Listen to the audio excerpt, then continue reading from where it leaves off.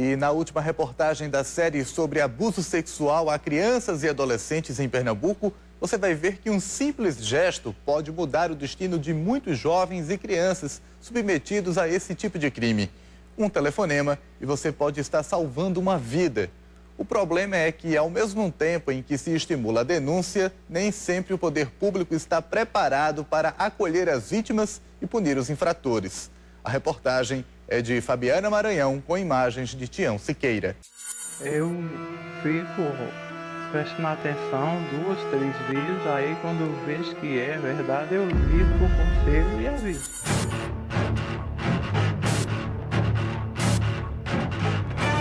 Uma decisão difícil de ser tomada, uma atitude de coragem. Esta senhora de 60 anos está sempre atenta ao que acontece onde ela vive, no município de Ibimirim, no sertão. O telefone é como um companheiro. Amizade que começou depois que descobriu que a filha foi abusada sexualmente pelo tio. E eu acho uma covardia um adulto fazer isso com a criança.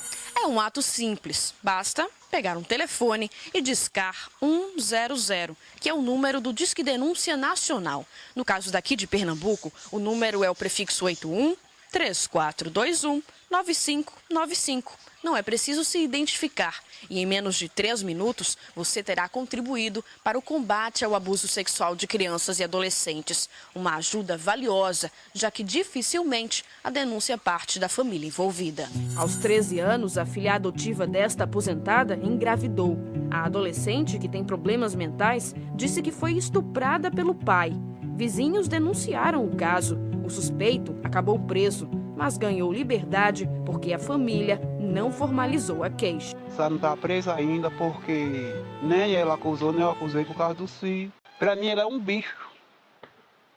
Ele não é gente. Muitas vezes a vítima, quando ela sofre a violência e a sua família, elas perpetuam o que nós chamamos de o pacto do silêncio, que é justamente se fechar na família, esse segredo de família e uma violência sexual praticada entre 4 paredes. Muitas vezes é pelo preconceito, o fato de ser um tabu, né, um crime de natureza sexual. Outras vezes é porque o agressor é o pilar financeiro da família.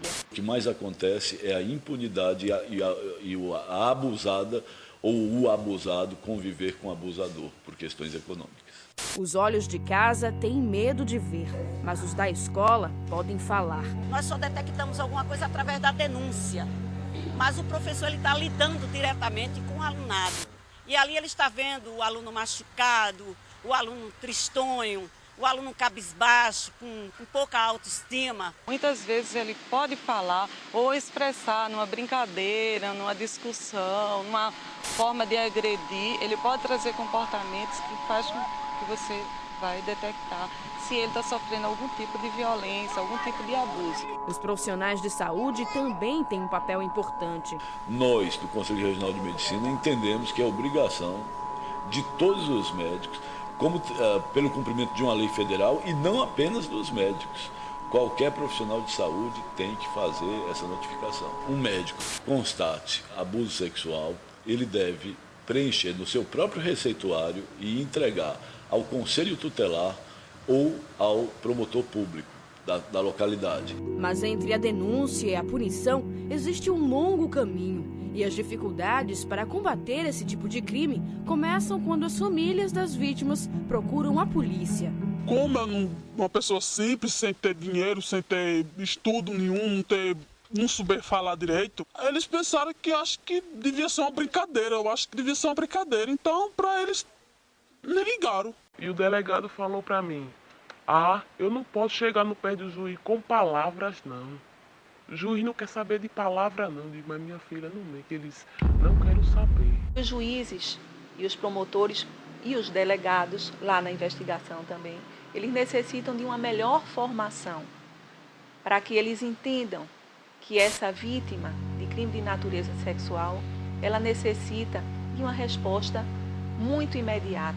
É preciso que haja realmente uma prioridade maior em relação a crime dessa natureza. Quando um caso finalmente chega à justiça, muitos anos já se passaram. Nós temos casos aqui de processos que levaram 8 anos para dar a primeira sentença. A maioria desses processos não são concluídos quando concluídos, não são julgados. Esperamos também que o Tribunal de Justiça possa prover de juízes todos os municípios e que o procurador do Ministério Público possa colocar promotores em todos os municípios. E os julgamentos serem agilizados, deveria haver uma vara especial para crimes contra a criança, especificamente sobre abuso sexual, e em unidades móveis para poder resolver rapidamente. A denúncia é como um primeiro passo, muito importante para pôr fim a esse tipo de crime. Mas é preciso ir além, afastar a criança do agressor, punir o criminoso e cuidar para que esse tipo de comportamento não se repita no futuro. Especialistas dizem que a falta de tratamento adequado pode trazer consequências para a vida dela e de outras pessoas. A criança que não é acompanhada, normalmente ela vai fazer uso desse artifício da repetição. Às vezes com um coleguinha na escola, ou quando fica mais velha, ou quando está adulta, dela repetir esse comportamento, né, vivenciado anteriormente. E o agressor também precisa de acompanhamento psicológico. É o que defende quem lida com esse tipo de criminoso. Porque a vontade dele praticar sexo com criança é uma coisa latente e vai continuar existindo sempre. Eles precisam de um freio externo aplicado pelo sistema de justiça. Então, a pena funciona nesse sentido.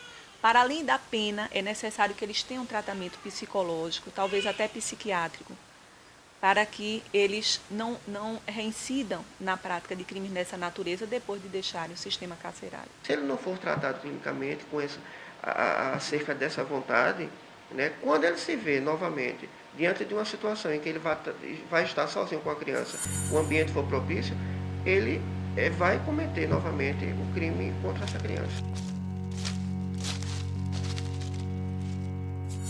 Ele está solto, faz de conta que não aconteceu nada, bebendo, farrando, não tá nem aí.